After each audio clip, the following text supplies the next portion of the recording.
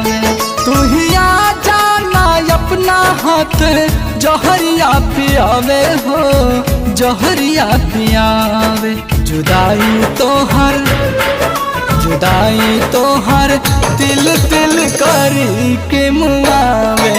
जुदाई तो हर तिल तिल करी के मुआवे।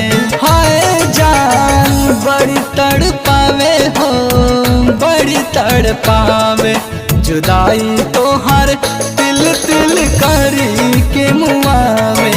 जुदाई रोजो तिल तिल करी के मुआवे।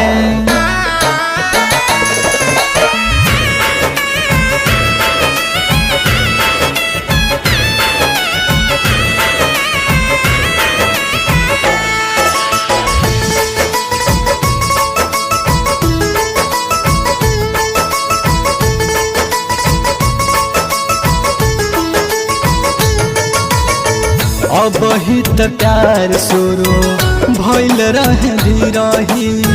सुनसान खोता कके उड़ गइल चिरई। अब ही त प्यार शुरू भइल रहे धीरही।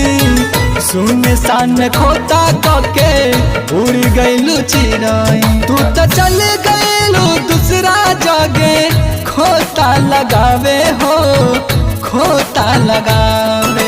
जुदाई तो हर तिल तिल करी के मुआवे।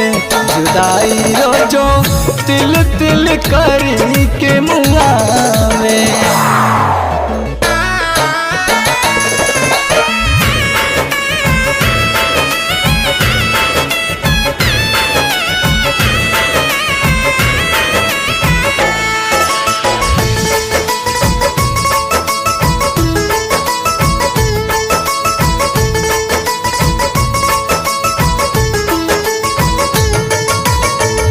बल्लू राजा के कौमी का पहलू प्यार में। गम बेवफाई वाला दिहलू इनाम में। बल्लू राजा के कौमी का पहलू प्यार में। गम बेवफाई वाला दिहलू इनाम।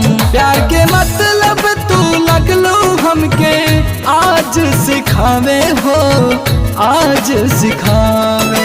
जुदाई रोजो तिल तिल करी के मुआवे। जुदाई रोजो तिल तिल करी के मुआवे।